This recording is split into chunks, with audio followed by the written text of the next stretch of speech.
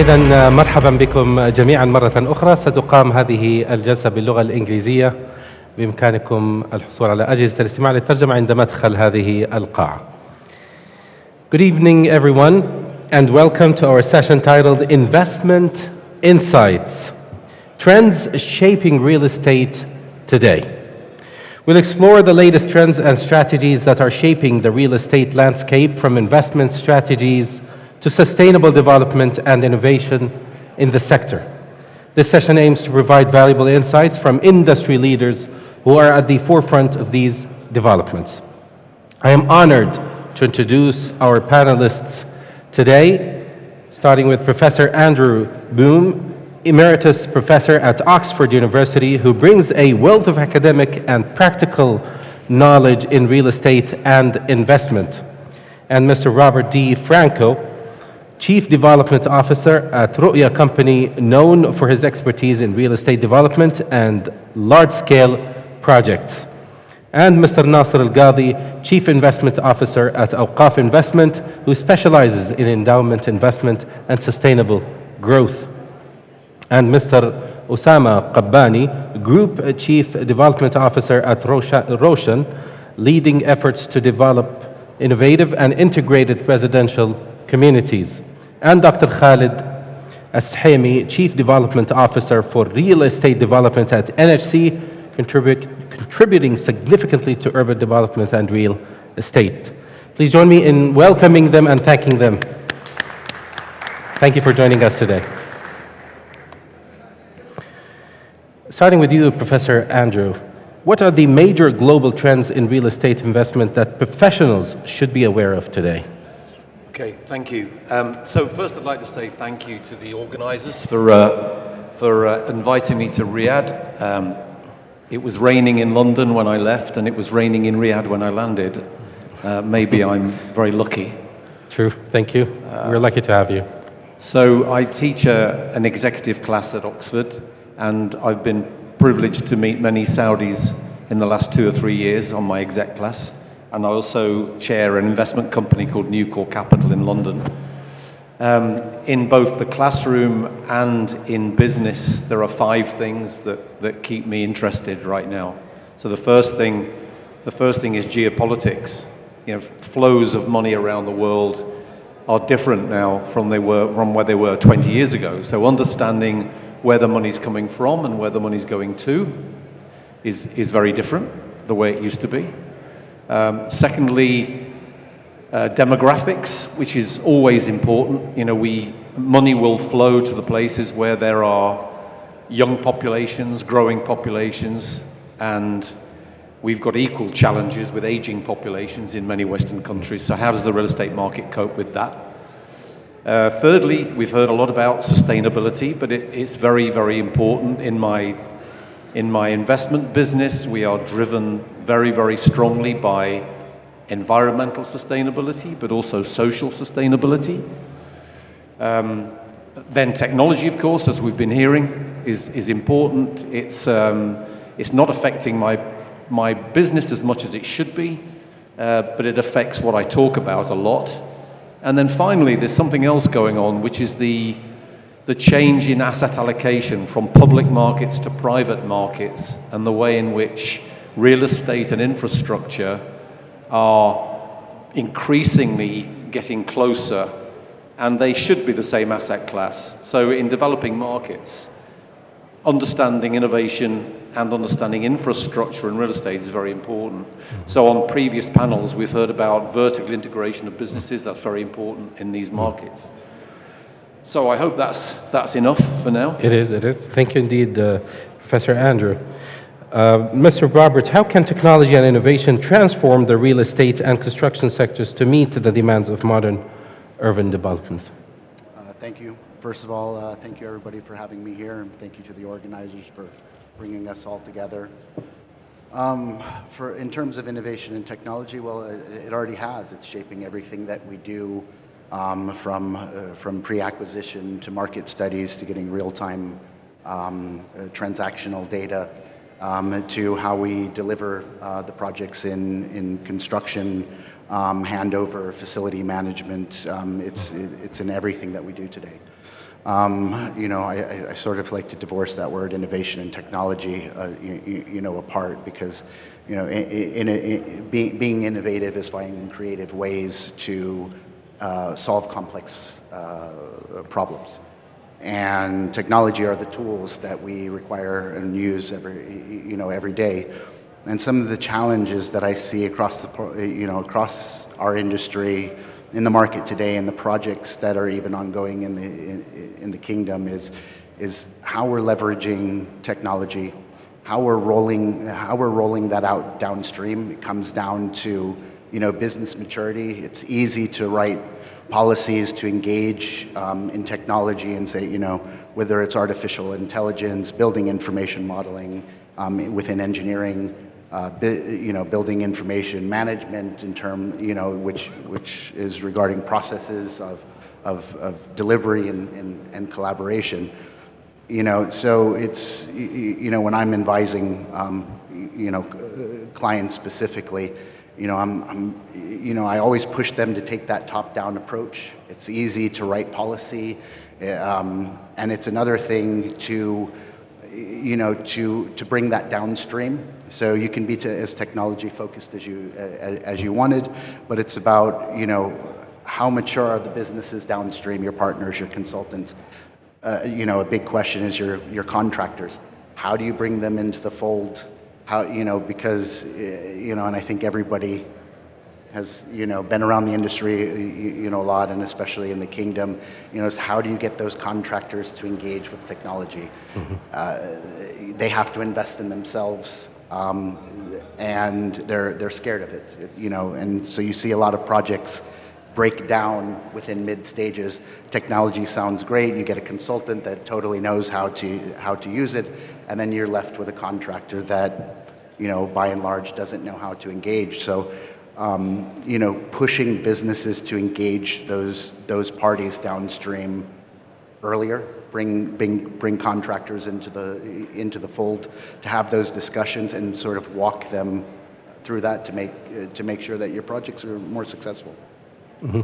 Thank you indeed, Mr. Robert. Mr. Nasser, what are the key local investment trends affecting real estate, and how is Awqaf Investment responding to them? Assalamu alaikum jami'an. Before I begin, I would like to extend my thanks to the Real Estate General Authority and the Ministry of Municipalities and Housing for organizing such a great event. Year after year, this event is becoming, a meaningful dialogue for investment and leaders within the real estate investment, and I'm honored to be part of that. So to address your question, Osama, we at Awqaf Investment Company do look at three trends today. Clearly, the booming that is happening on the tourism and the hospitality sector is something that we are very focused on. Given that we are one of the largest landlords in the Kingdom of Saudi Arabia, we have taken a significant step toward developing these large projects. For instance, we at Awqaf Investments have a project that is valued at around 3 billion riyal in Mecca within the Masar project. We do have also exposure to other, mixed-use project in Riyadh, very huge development in the east of Riyadh, and many other projects. Another hotel is expected to open next month in the central zone of Medina and so on. This is happening. This is a key trend that we believe at Awqaf that we are well positioned to take advantage of. And through a partnership with the private sector and also CMIs, the capital market institution, as strategic partners to us. Another key trend that also we're noticing is the evolution within the real estate investment regulation happening under the umbrella of CMA. Mm-hmm. And this is something that was mentioned yesterday by His Excellency Mohammed Al-Guwais. We as Awqaf Investment is becoming, a main beneficiary of this change in regulation to our advantage. For instance, this structure that was evolved over the years have helped us as investors to be able to, structure, certain transaction around and funds around these regulations, and also have helped us to attract capital from external investors, and also have increased transparency and governance and encouraged people to participate alongside us. So we are also becoming more innovative in structuring, more and more of these transactions. Thirdly is, as Robert mentioned, is technology. We at AIC leverage that prop tech solutions quite thoroughly, given our diverse base of assets. We do have thousands of assets scattered around the kingdom, and technology is key enablement for us to track the performance of the underlying assets, track the leases, automate the steps for our lessors, and also provide us with a very interesting data point across the different type of asset that we have. So we've recently announced our partnership with the RD, for example, an asset management a platform that helps increase the operational efficiency of the underlying assets and provide that solution. We believe that technology is not a solution for optimization only, but it's also a catalyst and for growth and innovation within the real estate sector, and we haven't yet seen the full potential in the kingdom for such technologies. Thank you indeed, Mr. Nasser. Mr. Osama, how does Roshan align its real estate development projects with Saudi Arabia's Vision 2030? Yeah, thank you for this invitation. I'll go back 4 years or 5 years back. When Roshan was established, it was the brainchild, obviously, of His Royal Highness, and it's part of the PIF, and it was meant to deliver part of the Vision 2030. We had three main objectives at the time. The first objective was to raise the real estate industry bar, the performance of the industry at large. Remember, 5 years ago, this was not here. I mean, 5 or 6 years ago, it was a different reality altogether. Sure. So the first thing that we had to do is to push towards higher performance.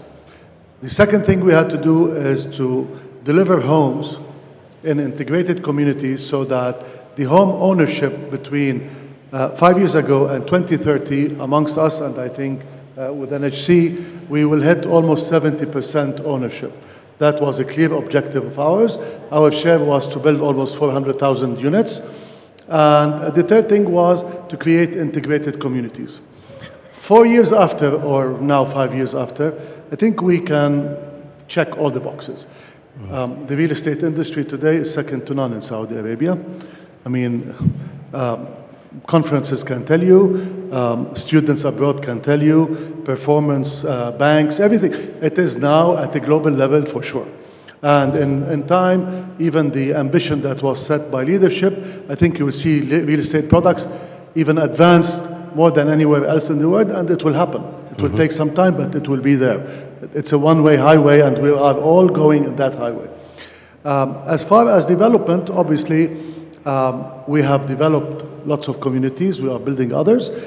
We see people living there. And the most enjoyable part of our job is finally to see people in the products you've built.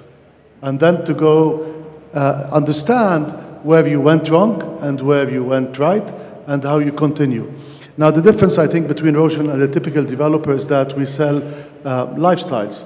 So our communities, we're offering schools, we're offering community centers, playgrounds, etc. So when you go to a community, you are buying a lifestyle, and we're making sure that lifestyle exists. So that's very beautiful. We see kids now going to school. We always imagine, will they ever walk to school? Yes, they do. Will people ever leave their car and start walking? Yes, they do. You design it well, and people will embrace a new lifestyle, and our communities are a good example.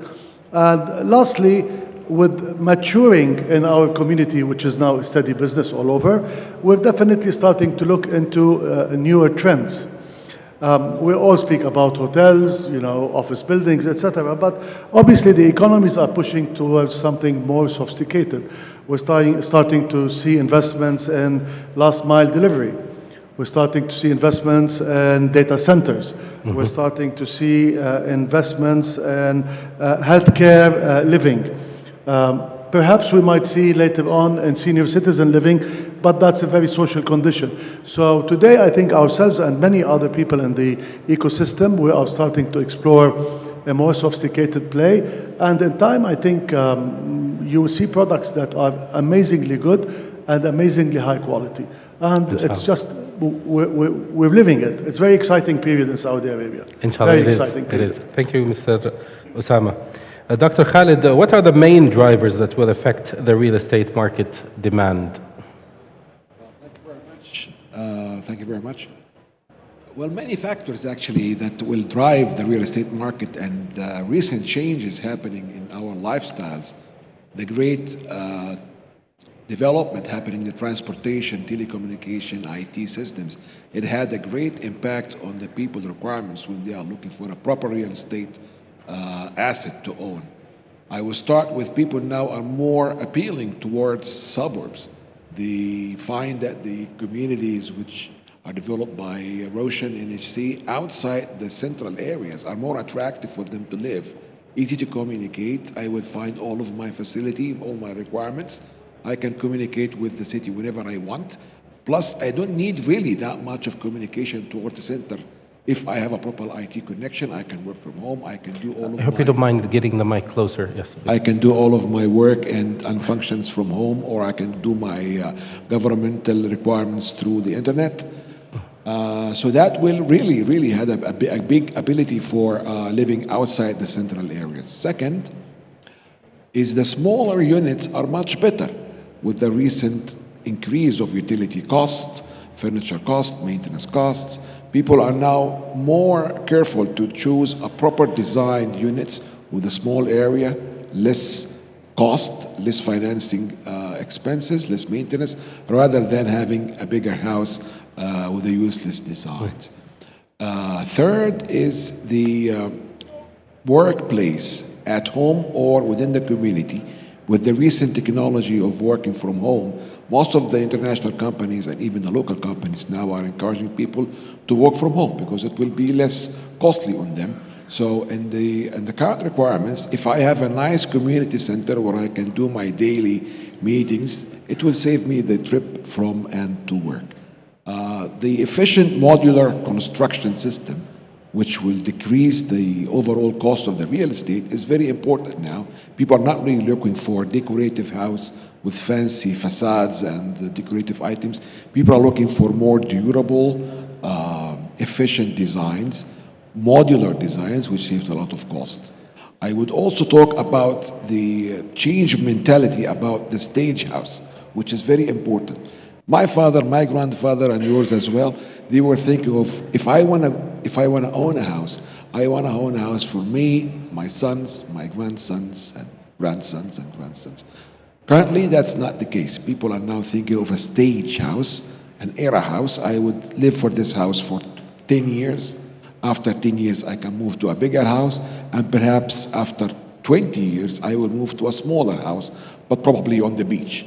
So the idea of having that big house for the extended family, I don't think that it's applicable at the moment. Sure. The shared facilities, people used to think that I want to have a swimming pool, a gym, a home theater. All of those now are useless. You can have them joint in one central swimming pool serving 40 houses, much better than having and owning your own and maintaining every day. So those drivers we considered in HC. We developed our houses within this mentality, and we definitely succeeded. True. Thank you indeed. Back to you, Professor Andrew. How can data and analytics be used to make smarter investment decisions in the real estate sector? So this is the most popular topic anywhere in the world to do with real estate right now is AI and real estate, and it all comes back to data. And I think there are three different sorts of data. First of all, we can talk about soft data. We've never had data. 25 years ago, we didn't have any data. Now we have this soft data that I talk about, which is really customer feedback. So we never had it. We didn't know whether the tenants of an office building liked the building. But now, thanks to social media, there's lots of information now about what customers think. So hotel companies have always valued that sort of data. Now office investors need to value that data as well, and they're beginning to. So that's the first sort of data which makes a difference because you understand how your customers respond to your product. Then secondly, there is economic and geographic data. The new metro in Riyadh should change property values because accessibility is the most important thing in real estate. They used to say location, location, location. You should really say accessibility. So the metro has created newly accessible areas. Smartphone data will tell you how people's behavior is now changing because of the metro, and that will change real estate values. So that's really interesting and available and valuable.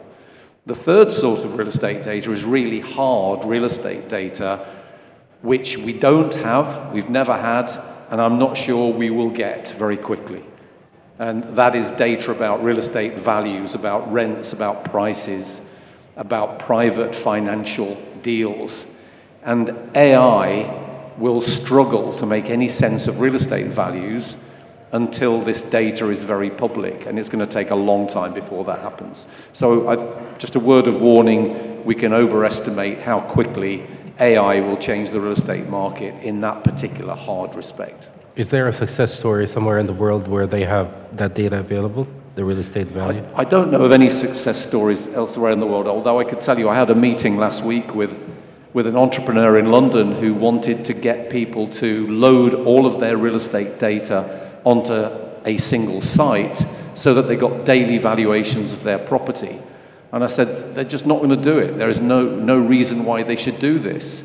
But of course, if we were to innovate to the point where money could be taken out of your house and put back into your house on a daily basis through tokenization, equity release, financial products, then maybe we will get to that point. But we need a lot of innovation to make people prepared to share the data. True. Thank you indeed, Professor Andrew. Mr. Roberts, as a consultant to governments, what steps can the government take to engage the private sector in achieving Vision 2030? It's a great question. You know, some of the things that we advise our government clients or you know, pass along to them is you know, we feel it's, or I feel it's a very underleveraged opportunity in the market at the moment.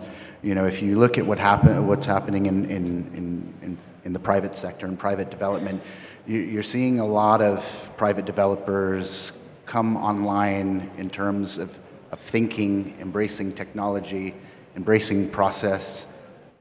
But you also have to look at another aspect where I think there's an advantage. Private developers tend to have their ear closer to the ground than other sectors. They're able to react and stay flexible to market conditions. They're able to pivot quickly. They almost act like an early warning system because they're, you know, they're a bit more sensitive to, you know, financial crises, you know, potential upcoming recessions. If you look at some of the, history going back in some of, you know, the biggest global recessions, it was the private developers that were, you know, it was the private sector that were giving off those early warnings saying, you know, something's wrong. You know, we had a conversation early about this in terms of valuation, you know, land valuations all of a sudden dropping. So I'd like to see the government to engage those, you know, those companies, those sectors. Also from constructability. They've been here for a long time. They know the culture, the heritage. They've been around for years. They understand how to get things done a lot quicker without big, you know, overextended teams, big consultants. They know how to manage their contractors a little bit better, you know, irrespective of what tier they are, where we've, you know, when a lot of international companies coming into the market working on some of the larger projects, it's been a pain point of, you know, how, you know, going back to the technology discussion and Dr. Andrew's point on artificial intelligence, I think that's where the challenge is going to be, is how do you integrate the private sector into that type of thinking? How do they adopt that technology? How will it roll out? Going back into business maturity, we've seen, I think, in the last year, a large uptick of private developers approaching us, asking us, look, you telling us we'd actually be excited to work with the government.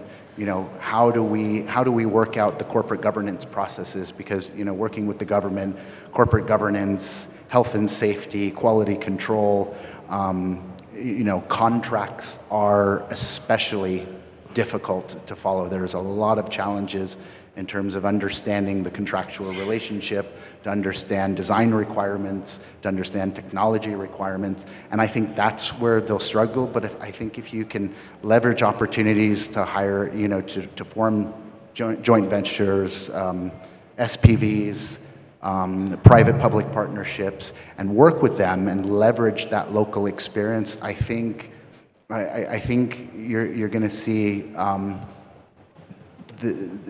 the Vision 2030 sort of becoming a bit more smooth, collective, if you will. It's always a challenge with speaking about some of the bigger projects in the region, but I think Saudi Arabia is for Saudis, and they understand, I think, better than anybody what they want. They understand that they want to build things that their family's going to go to, that their cousin's going to go to. They don't want projects that are going to sit there, underutilized. Footfall drops off for a year. They want something that they can interact with, and as I said, I think the public sector understands that a lot better. True. Thank you indeed, Mr. Robert. Mr. Nasser, how does Awqaf investment balance profitability with its social and ethical responsibility? Thank you for an excellent question. So we believe that separating investment activity from operational function is quite critical and key to the success of managing any endowment assets. And what we've done at AIC is quite unique in the sense that we've built a robust framework of governance centered around the different stakeholders. We manage different stakeholders. AIC is fully owned by General Authority for Awqaf, الهيئة العامة للأوقاف, and also have a different role. And allow me to elaborate more on that. So GAA, General Authority for Awqaf, is clearly the regulator of the sector, but also they have an important role, which is being the trusteeship entity of those assets. And what we have done alongside GAA is to build a framework whereby we sign an SLA agreement that defines clearly the role of the trustee and the investment company, Awqaf Investment Company. Our role is exclusively focused on maximizing the financial return of the assets and derive long-term value, engage in structuring deals, looking at investment opportunities, exploring and diversifying the portfolio.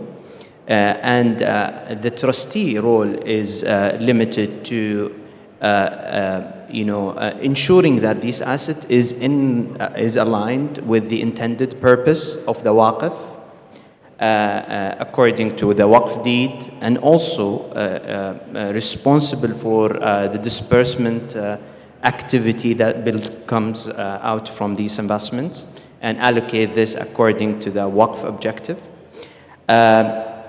This clear distinction of role between the two entities quite successful in our view, and has resulted in amazing results. So AIC has full autonomy, well governed, has most of its board, committee, independent members, although they're fully owned by GAA. But that segregation of duty is quite critical to the success of achieving that goal. What we have done also, we've built and established a subsidiary company of Awqaf Investment Company called Awqaf Investment Real Estate Management Company, because we do have thousands of assets. So clearly we needed a specialized investment company that looks after the day-to-day operation of the property management aspect of this portfolio. We've built this similar, mechanism and agreement between us and them. And the result was amazing. With this segregation of duty of the investment arm, the operation arm, the trusteeship, has resulted into an amazing achievements in my view. One, the disbursement activity has increased significantly over the past few years. In 2023 alone, the disbursement reached 1 billion riyal. Those went to beneficiaries from all around the kingdom. Us as an investment company, we have been able to grow our assets and achieve, better financial results because of the focus that we were doing. And also our colleagues, the operation team the operation arm has been able to grow the rental income. They were able to focus on the assets, optimize it, and so on. So we believe that this is quite critical, in defining each role to achieve that objective, and separating the investment activities from the objective of or the ultimate goal from these investments. Yeah, it sounds like you have an agile organization, which is not common in the endowment sector. Indeed, yeah, because the nature of these assets is mostly real estate, which makes it quite unique. So we had to create some sort of a tailored approach to address these challenges. Unlike, for example, university or other international endowments, most of their assets, or generally, is in a form of cash or donations, not necessarily real estate. And also we have that Sharia element that we have also to take into consideration when it comes to, addressing some of these challenges. True. Thank you indeed. Back to you, Mr. Osama. What are the key challenges in creating large-scale residential communities, and how does Roshan overcome them? You've already reached there, mashallah. We've seen good results, but I don't think we need to learn from the experience. I don't think there's a specific blueprint to success here. I mean, you can't. There's always a degree of risk-taking. And I'll share a small story with you. I remember when we were master planning our first project in Sedra. We wanted to get out of the Doxiadis plan of Riyadh, which everyone knows it's a grid within a grid within a grid, and almost like a walled city in a way. Not in the negative sense, but that was a social condition at a certain time. And, many people have different ideas. How do you bring a sense of modernization or transformation, etc.? We finally sort of wanted to take an experiment, and it was quite a risky thing, I have to say, because it could have failed really, and we could have all been fired. The experiment was simple. What happens if you take the typical house that you see everywhere? The only thing you do is you delete the front wall, which makes it, rather than a plot within 4 walls, it becomes a plot within 3 walls. And the engagement between the sense of privacy and public becomes a diluted thing. So you take out the cars from the street, you put them inside the plot, and you create a front yard, backyard, and you allow people to interact. When you open the door, you see the other, rather than being behind the wall. That was a big question mark. Would people accept that transformation? Now, I remember lots of dialogues in the planning, how do you do it, that we said, well, in case we fail, we'll allow people to put landscape, and then maybe we'll bring back the wall. There was all these discussions. The exciting thing is markets, and people decide how they want to live. The moment we put them out in the market, people embrace them. And the same thing we keep trying all the time. When we change our prototypes, when we bring new things to our communities, when we bring paddle courts, we test it first. You do a prototype, and you go out to the market, data. Now we have data. We check. If it sells, we keep pushing. If it doesn't sell, we can afford a small mistake at Roshan because of the scale. So if you made a mistake with 100 units, it doesn't matter in the big perspective of things. So all the time, we're pushing the boundaries, we're changing, and we're doing the very basic thing that you see everywhere. A good community where the car is where the car should be. The street is not a street, it's a place. Pedestrian friendly. Yeah, pedestrian friendly, exactly. There's a lot of sense of greenery. Trees are there where trees should be. Pedestrian areas are where they should be. Playgrounds are where they should be. When you apply these very, very basic, fundamental, good planning principles, you don't have to be iconic. You don't have to be pushing the boundary, because what we do at Ocean, we're creating places for life. And then when people move in, they transform these things to the way they like. You know, what you don't allow, though, people coming to change the color of the house into pink, because that's a problem, you know. So we put regulations, and this was another issue of big, large-scale planning. People don't like to be regulated a lot, but they have to be regulated if you want to maintain property value. At the end of the day, real estate, exactly like what we said, is now a commodity. It has to grow in value, not it has to increase because of the quality, not because there's scarcity. So the moment you keep controlling, the moment you keep educating people that if you keep investing, upgrading your property, when you want to sell it, it gets you a good price. And that's an investment in a lifetime. It's not anything you buy, you sell. So all of these principles, we test them, we put them, and that's how we plan our communities. And, you know, if sometimes you fail, and it's okay, you learn from that, and you keep going. That's how we do it. True.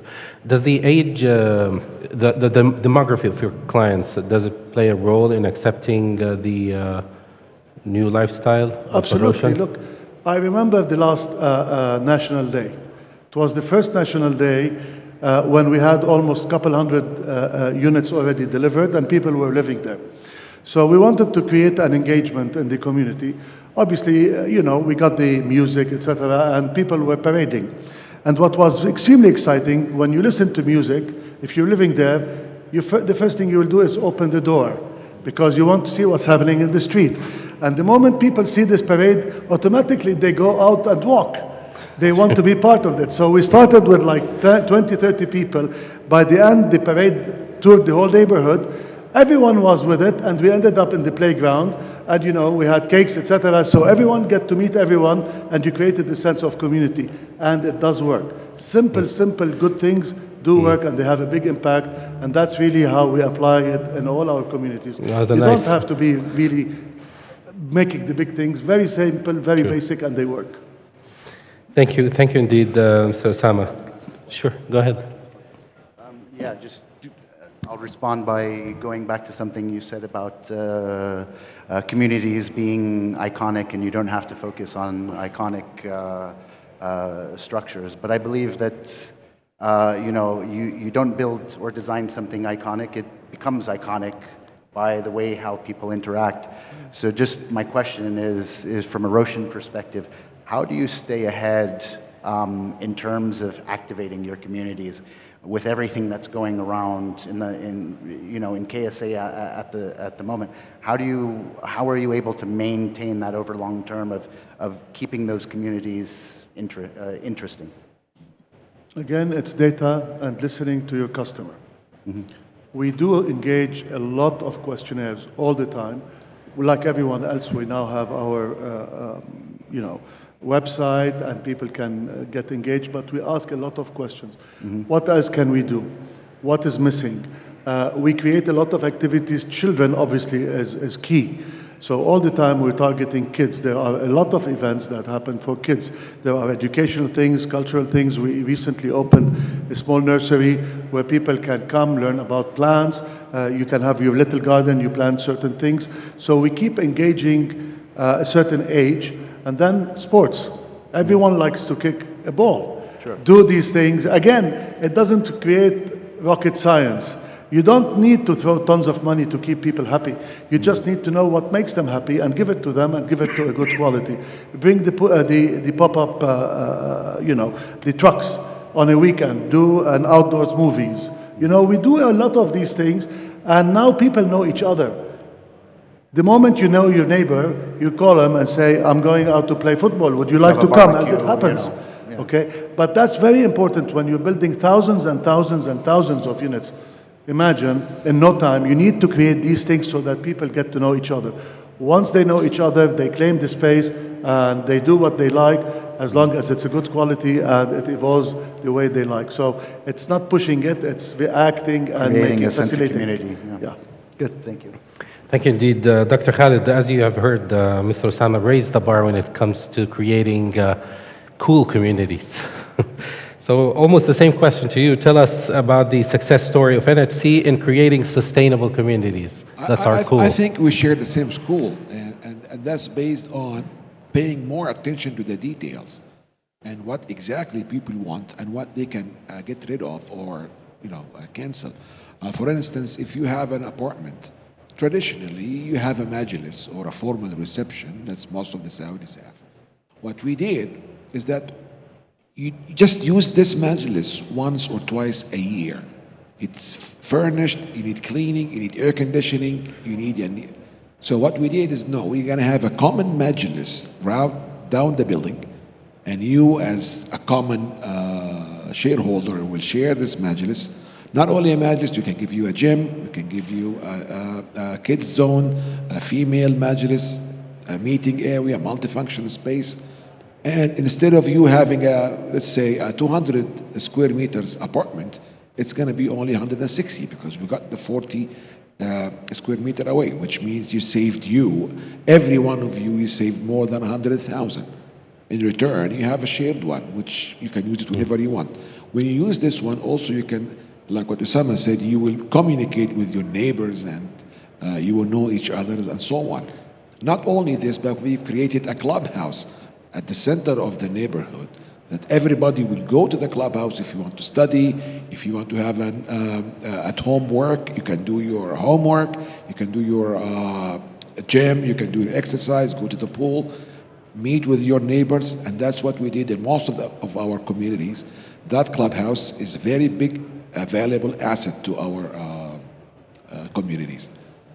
What we really need to think about is that the future of the city itself, how the city will be within 10, 15 years from now, with the current immigration from the villages and the rural areas.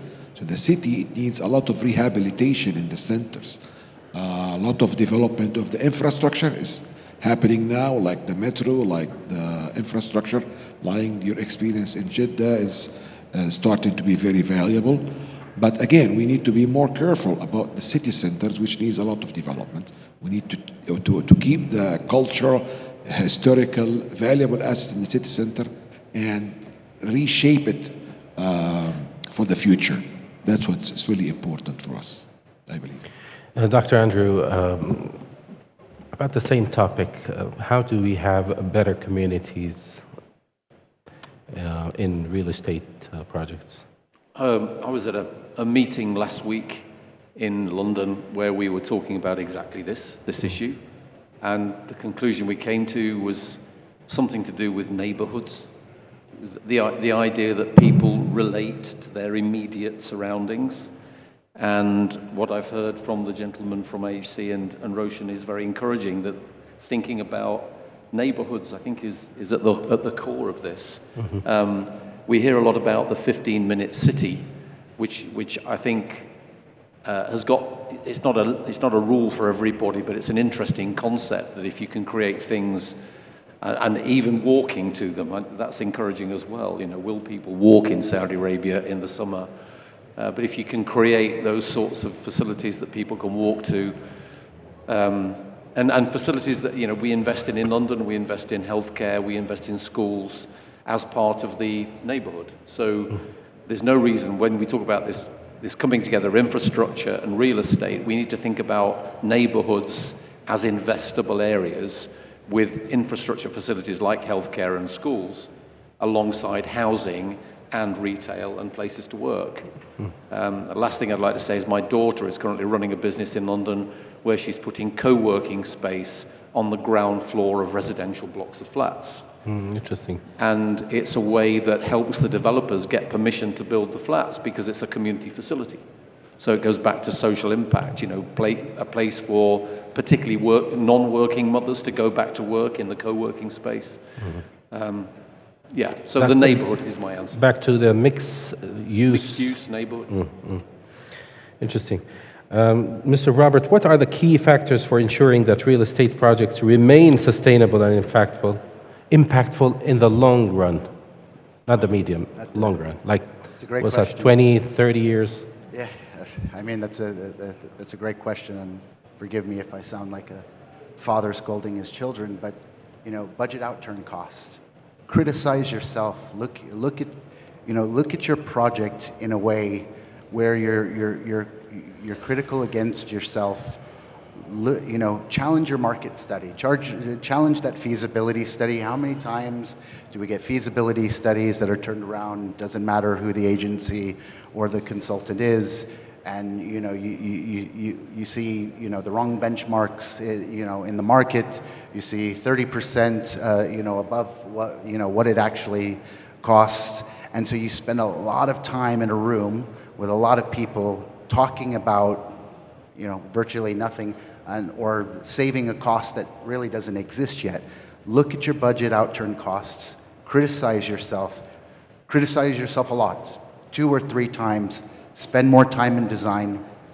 Look at value engineering. Understand what value engineering is and what cost cutting is. It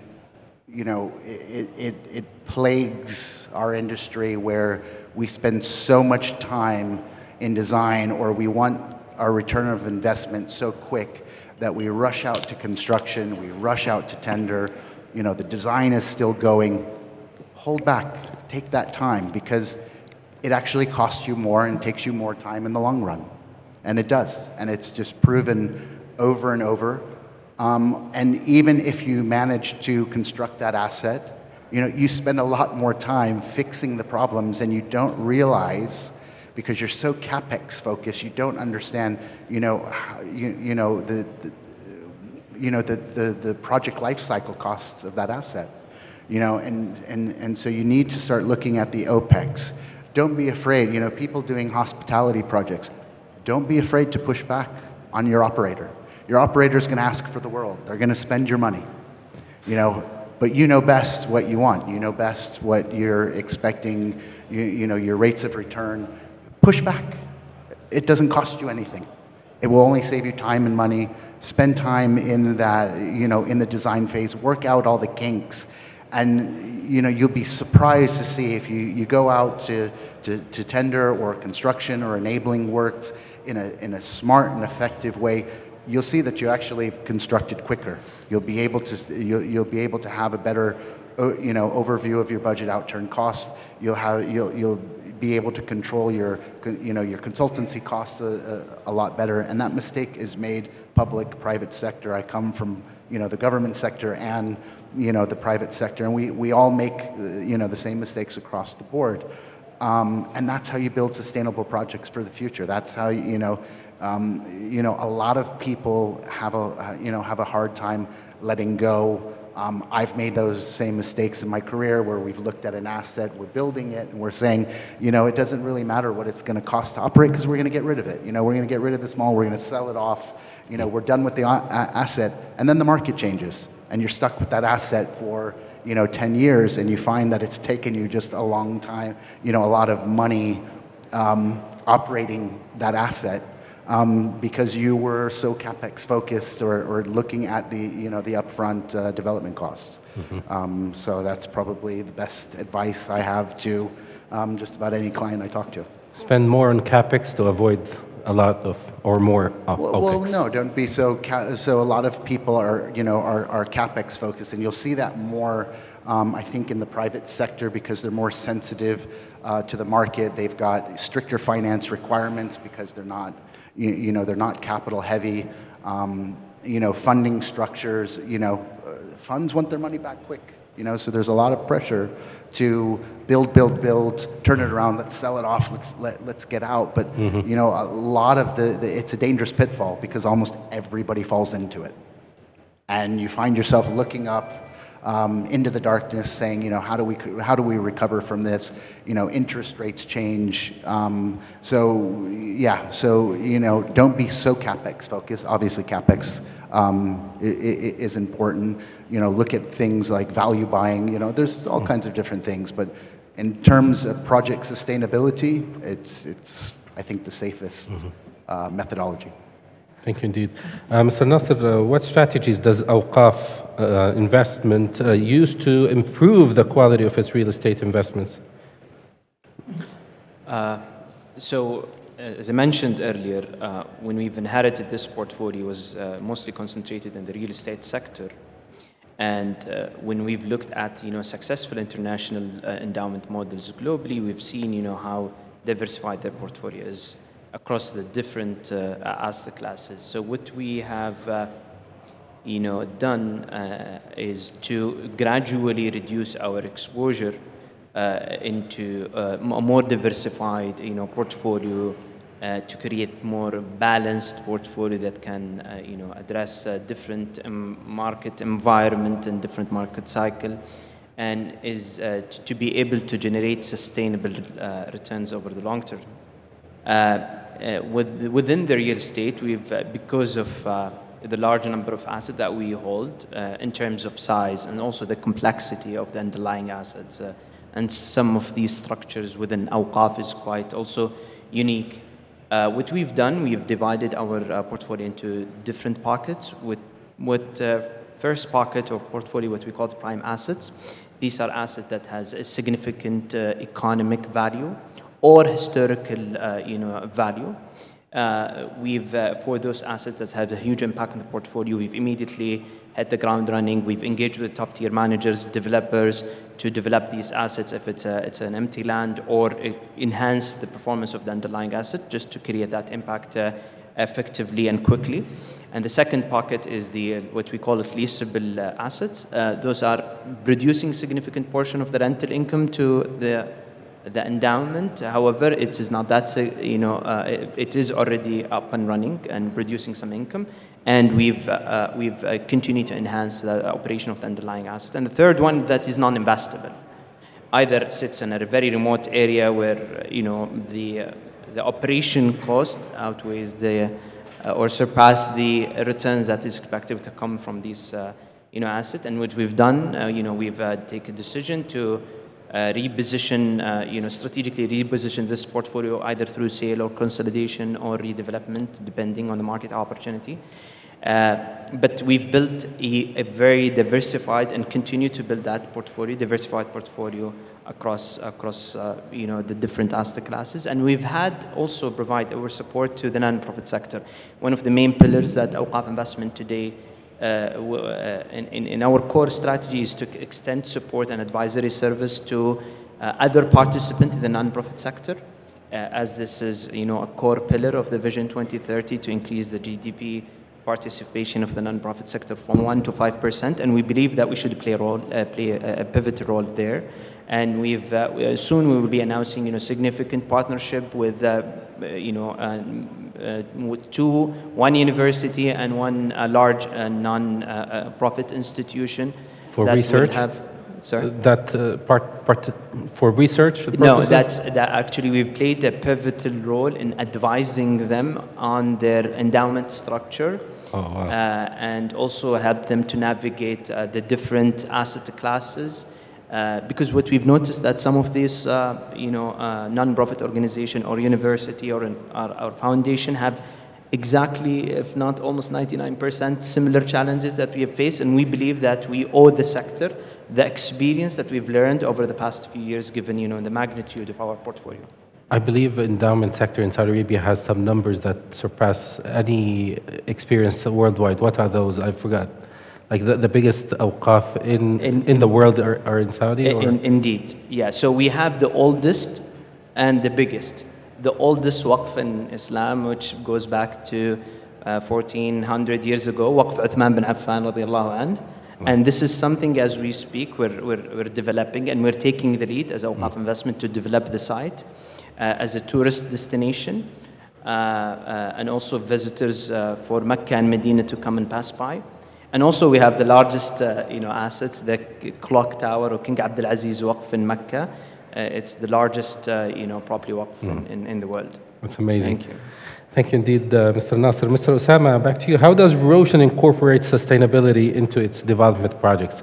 The question was supposed to be sustainability and innovation, but we've covered the innovation part. Yeah, I mean, we take it quite seriously, but also up to a point.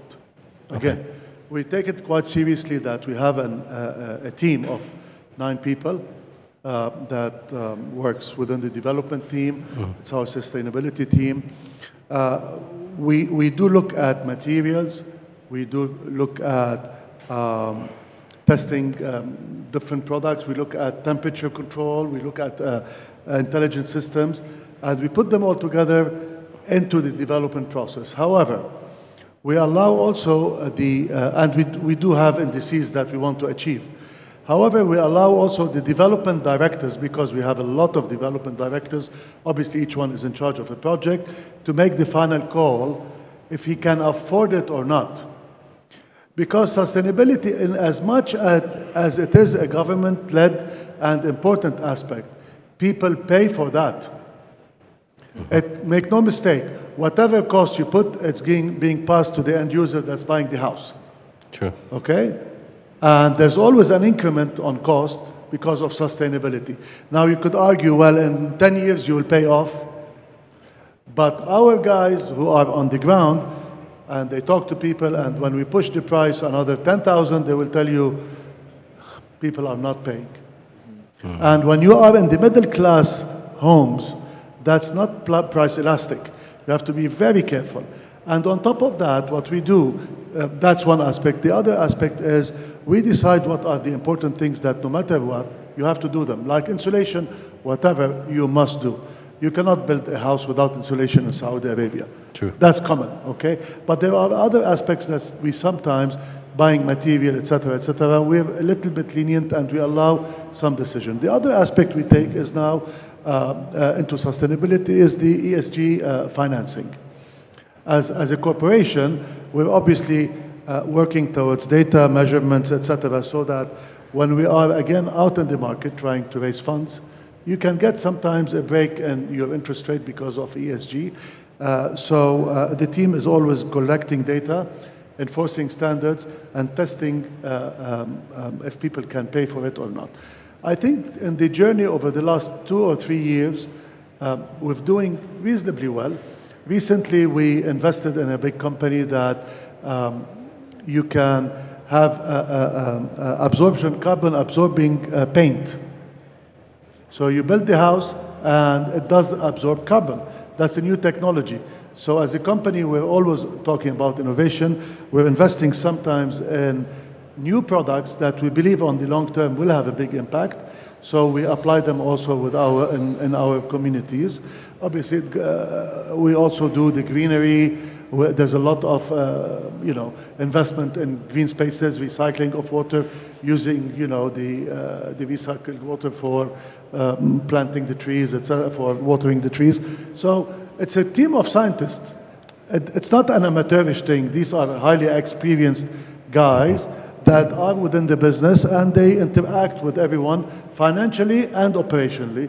And I tell you, I sit in meetings where there's a big fight between the people who want to push their agenda and the guys who are telling you, I can't afford it. And as a grown-up management team, we have to make the call. And sometimes you go this way or sometimes go the other way. But it's a process. We're very happy that we're doing it. And we're sharing data now. We have other PIF companies that come to us. We exchange data to learn from each other. It's an exercise, as I said. Like everything else we're doing, there's always learning and learning from experiences and pushing the boundary.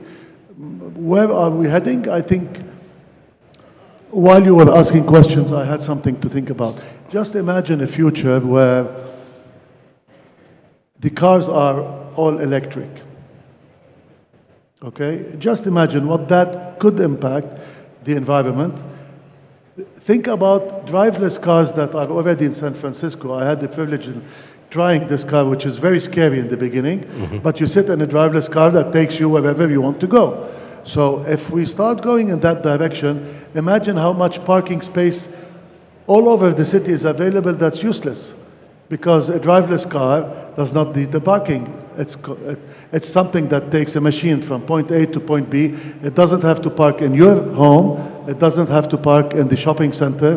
It doesn't have to park in the office space. It parks itself somewhere to charge itself and come back to pick you up And all the cars are public transport. The cities are going to be different cities. Imagine Riyadh 30 years down the road, if this technology becomes there, how more efficient transportation is, cleaner, easier, and more safe to drive, because driving here is, is a big question mark. These are sustainability things that are not ocean, but I think they are coming our way because humanity is taking it more seriously, and as they become more affordable, they will impact our lives on a daily basis. Thank you indeed, Mr. Osama. Dr. Khalid, it's a general question, but coming from you, it's going to be an important one. How do you see the future of real estate development in Saudi Arabia? I would rather continue with the sustainability. Please go ahead. Because it's a very interesting topic. We consider the sustainability from the financial, from the environmental, and from the social as well. So from day one, we start any community design and infrastructure, we consider that we have to have the grey water system is active between the irrigation and the sewage, the storm water system. So we build our STPs, etc. So we can guarantee that forever we will have a nice irrigation system which costs us nothing. And similar to the power systems and so on. What's more important about the facility management of every community we design and we build, we provide money generating assets forever to serve the community facility management. And we consider this as part of the community assets. And this could be a retail, could be hotels, could be cultural spaces, could be recreational amenities. We guarantee that this is a money generating assets and all of the revenue will be for the facility management and the operation and the maintenance of the community. So we can guarantee that. We also have program for social services and sustainability for every community that we encourage. For instance, we have a gym, community center and a clubhouse. All of the female working within that center is actually from the residents of our community who recently moved. The kindergarten, we have all of the teachers and the nurses are from the community by itself. So we just walk a couple of minutes and you are at work, and you walk 5 minutes and you are in the community center. We adopt the philosophy of the 15-minute city, and we already have live examples of it on a 45 million square meter city, which we are developing at the moment. But within 2 minutes, 3 minutes, you are with reaching a city center or a neighborhood center. Within 10 minutes, you are reaching the city center with no car. And all of this network is connected through a proper pedestrian networks, shaded, etc., with plantation. So the sustainability is the future, I believe. If it's not considered from now, it will really be a problem later. Thank you indeed. I'm afraid we don't have much time. We could have 30 seconds each for a wrap-up or a key message for the audience, starting with you, Dr. Professor Andrew. 30 seconds, go ahead. Real estate's really important, and it's going to change the lives of lots of people, and do the right thing. Thank you. Sir Baum. 30 seconds. Robert, go ahead. No, just going back on everything I think the whole panel discuss. Keep focused, keep moving forward, engage, collaborate with each other. Communication is key to successful delivery of everything. Thank you, Mr. Nasser. I would say that real estate technology investment has not yet been seen its full potential in Saudi, and I believe there is massive growth coming to the real estate sector through these disruptive technology within the PropTech space. Thank you, Mr. Osama.